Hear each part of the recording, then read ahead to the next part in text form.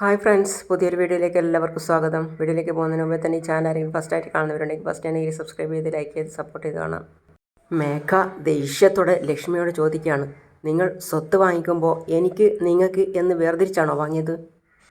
മുഴുവൻ സ്വത്തുക്കളും മേഘയ്ക്ക് വേണ്ടിയല്ലേ വാങ്ങിയത്? അതുകൊണ്ടാണ് എല്ലാം ഞാൻ എൻ്റെ പേരിലേക്ക് ആക്കിയത്.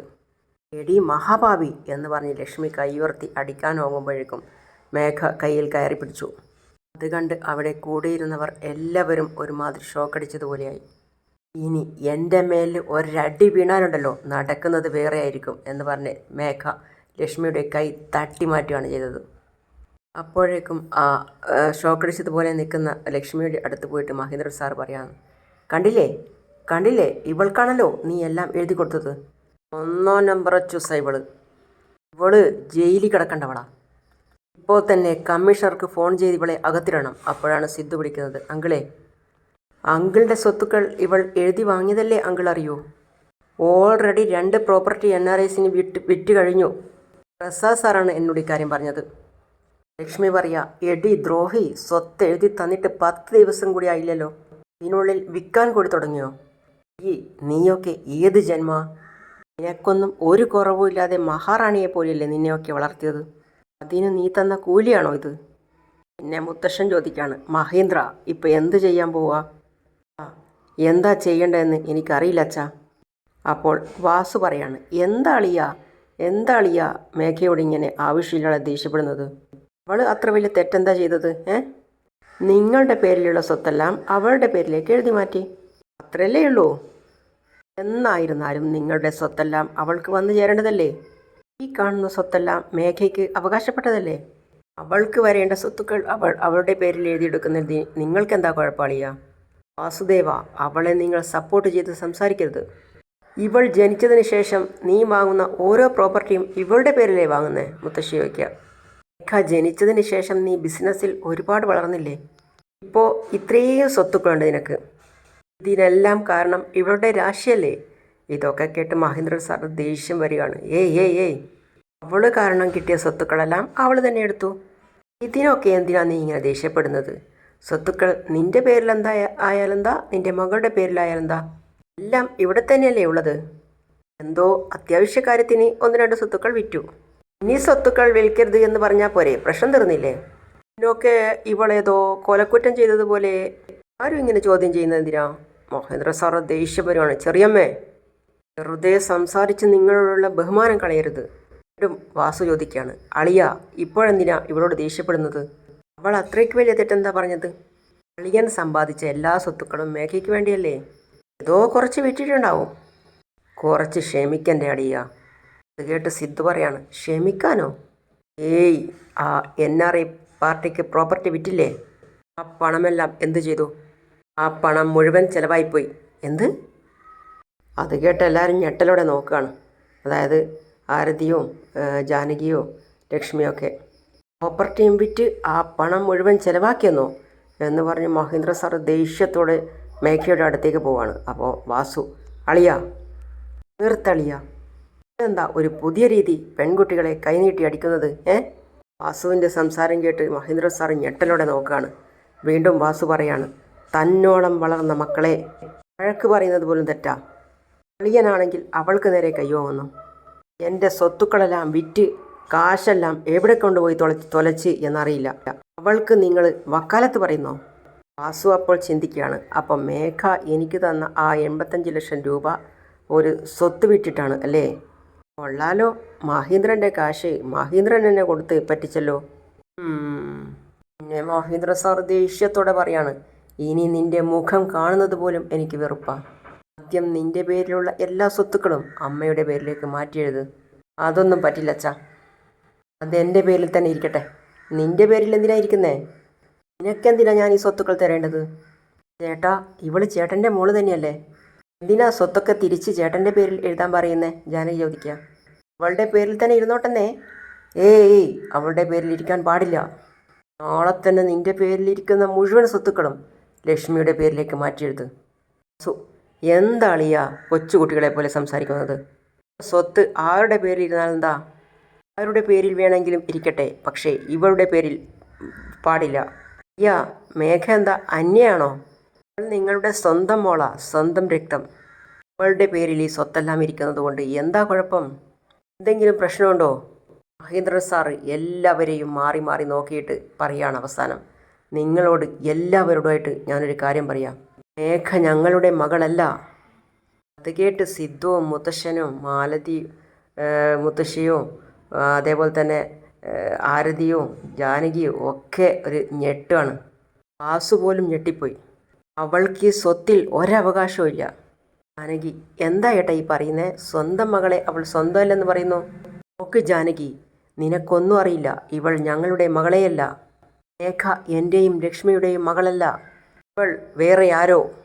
മുത്തശ്ശൻ തരിച്ചു നോക്കാണ്. എന്താ മഹേന്ദ്ര ഈ പറയുന്നേ? മേഘ നിന്റെ മോളല്ലെന്നോ? സത്യാണ് അച്ഛാ, മേഘ ഞങ്ങളുടെ മകളല്ല. അതേ അമ്മാവ, മേഘ ഞങ്ങൾക്ക് ജനിച്ച മോളല്ല. ലക്ഷ്മിയും അങ്ങനെ പറയുന്നത് കേട്ടെല്ലാവരും നോക്കുകയാണ്. ജാനകി, അയ്യോ എന്തായി പറയുന്നേ? അതി മനസ്സിൽ ചിന്തിക്കുകയാണ്, എന്താ ഇതൊക്കെ? മുത്തശ്ശൻ, എന്താ മോനെ ഇത്? സ്വത്ത് മുഴുവൻ അവൾ എഴുതി വാങ്ങിയെന്ന് കരുതി രണ്ടുപേരും ചേർന്ന് ഇവൾ സ്വന്തം മോളല്ല എന്ന് പറയുന്നോ? ലക്ഷ്മി, അല്ല അമ്മാവ, മേഘ ഞങ്ങളുടെ മോളല്ല. അവൾ എൻ്റെ വയറ്റിൽ ജനിച്ചില്ല. എന്താ മോളെ ഈ പറയുന്നേ? അത് നിങ്ങൾക്ക് എങ്ങനെ അറിയാം? അച്ഛാ, എനിക്ക് ലിവർ സർജറി നടക്കുന്ന സമയത്ത് മേഘയുടെ രക്തം ആവശ്യമായി വന്നു. അതിനുവേണ്ടി ഡോക്ടർ മേഘയുടെ DNA പരിശോധിച്ചു. അവളുടെ DNA ഞങ്ങളുടെ രണ്ടുപേരുടെയും DNA ആയിട്ട് മാച്ചായില്ല അച്ഛാ. അപ്പോഴാണ് ഇവൾ ഞങ്ങളുടെ മകളല്ലെന്ന് മനസ്സിലായത്. ലക്ഷ്മിയും കരയാണ്, മഹേന്ദ്രനും കരയാണ്. സിദ്ധു ഇതൊക്കെ കേട്ട് അന്തം വിട്ട പോലെ നിൽക്കുകയാണ്. അതുപോലെ തന്നെ ആരതിയും. ഇത്രയും നാൾ ഇത് പുറത്തു പറയാനാവാതെ മാനസികമായി ഞങ്ങൾ തളർന്നിരിക്കുകയായിരുന്നു. ഇപ്പോഴും ആരോടും പറയേണ്ടെന്നാണ് കരുതിയത്. ഇന്നിവൾ എല്ലാവരുടെയും മുമ്പിൽ വെച്ച് അത് പറയിപ്പിച്ചു. പിന്നെ മുത്തശ്ശി ചിന്തിക്കുകയാണ്, അയ്യോ മേഘ ശരിക്ക് എൻ്റെ പേരക്കുട്ടിയാണെന്നറിഞ്ഞാൽ എല്ലാവരും കൂടെ എന്നെ കൊല്ലുമല്ലോ. മേഘയും പറയാണ്, അതെ, ഞാൻ നിങ്ങളുടെ മകളല്ല. അതെ, പക്ഷേ ഇത്രയും വർഷമായിട്ട് ഞാൻ ഇവരെയല്ലേ എൻ്റെ അച്ഛനും അമ്മയുമായിട്ട് കാണുന്നത്. പെട്ടെന്നൊരു ദിവസം നീ ഞങ്ങളുടെ മകളല്ലെന്ന് പറഞ്ഞാൽ ഞാൻ എങ്ങോട്ട് പോകും? ആരോ ചെയ്ത തെറ്റിന് ഞാനതിന് ശിക്ഷ അനുഭവിക്കണം. നാളെ നിങ്ങളുടെ ശരിക്കുള്ള അവകാശി ഈ വീട്ടിലേക്ക് വന്നാൽ എന്നെ നിങ്ങൾ ഒരന്യായിട്ടല്ലേ കാണൂ? ഇവൾ എന്തിനീ വീട്ടിൽ നിൽക്കണം എന്നല്ലേ നിങ്ങൾ ചോദിക്കൂ? ഇത്രയും വർഷം നിങ്ങളാണെൻ്റെ ലോകം എന്ന് വിചാരിച്ച് ജീവിച്ചവളാ ഞാൻ. എന്നെ അനാഥയാണെന്ന് പറഞ്ഞ് വീട്ടിലെ ജോലിക്കാരിയായിട്ട് കാണും നിങ്ങൾ. എങ്കിൽ വീട്ടിൽ നിന്ന് പുറത്താക്കും നിങ്ങൾ.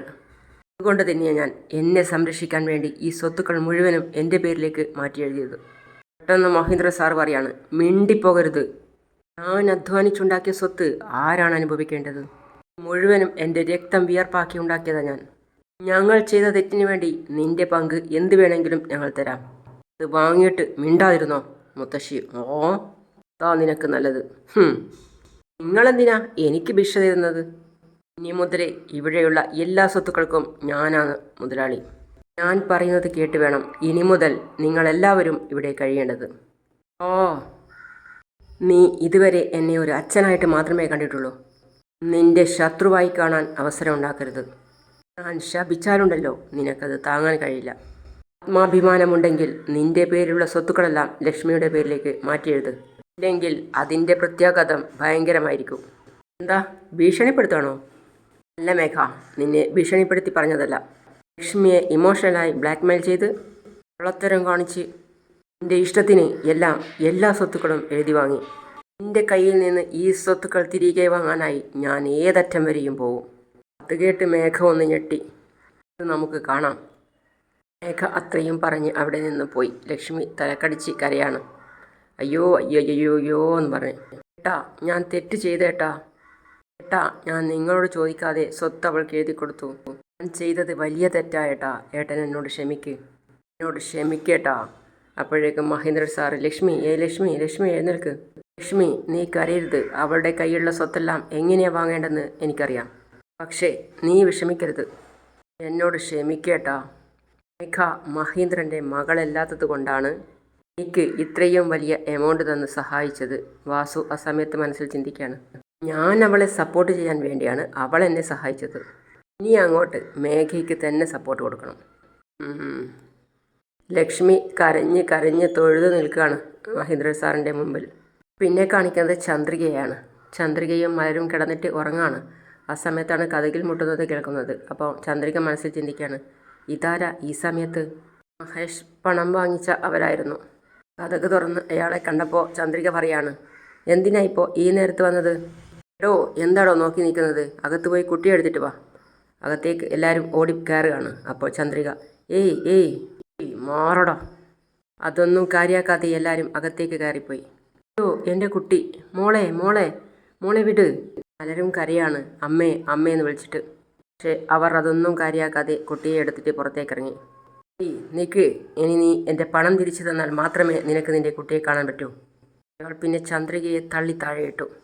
മലർ പോകുന്ന വഴിയെ കരയാണ്, അമ്മേ അമ്മേ. അപ്പോൾ അയാൾ പറയാണ്, വണ്ടി കയറ്റടാ, എൻ്റെ മോളെ ഇറക്കി വിട്, എൻ്റെ മോളെ ഇറക്ക്. അമ്മേ അമ്മേ, എന്നെ വിടാൻ പറയാം അമ്മേ. അയ്യോ, എൻ്റെ മോളത്താ എന്ന് പറഞ്ഞ് ചന്ദ്രിക പിറകെ ഓടിയെങ്കിലും ചന്ദ്രികയെ തള്ളി താഴെ ഇട്ടിട്ട് അവർ വണ്ടിയുമായി പോയി.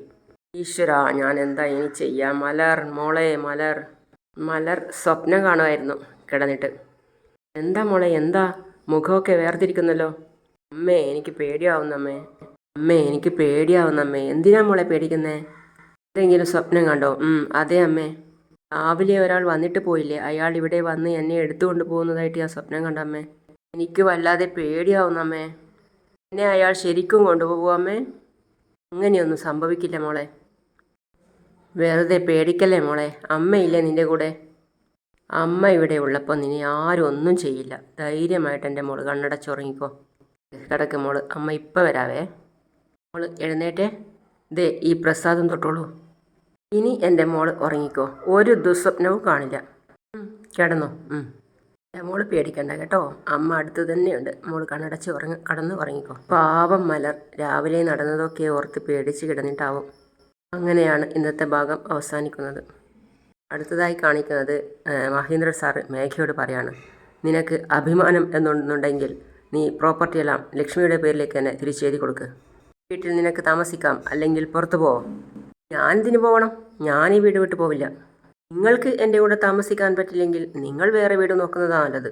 അപ്പം മഹേന്ദ്ര സാറ്, ഏയ് എന്താ പറയുന്നതെന്നറിയാമോ? ഞാൻ ഉറങ്ങിയിട്ട് തന്നെയാണ് സംസാരിക്കുന്നത്. അപ്പോൾ ലക്ഷ്മി ഓടി വരികയാണ്, എടി എത്ര അഹങ്കാരം ഉണ്ടെങ്കിലും നീ അച്ഛനോട് ഇങ്ങനെ സംസാരിക്കുമോ? നിന്നെ ഞാൻ എന്ന് പറഞ്ഞ് വീണ്ടും കൈ ഓങ്ങുമ്പോഴേക്കും മേഘ കൈ തട്ടി മാറ്റി കഴിഞ്ഞു. മേഘ കൈ തട്ടി മാത്രമല്ല, ലക്ഷ്മിയെ തള്ളി താഴെയിടുകയും ചെയ്തു. മഹേന്ദ്ര സാറ് ലക്ഷ്മി എന്ന് വിളിച്ച് ഓടുകയാണ്. അങ്ങനെയാണ് ഇന്നത്തെ ഭാഗം അവസാനിക്കുന്നത്. അപ്പോൾ അടുത്ത പുതിയ വിശേഷമായിട്ട് വീണ്ടും കാണാം. അതുവരേക്കും സീ യു ഓൾ.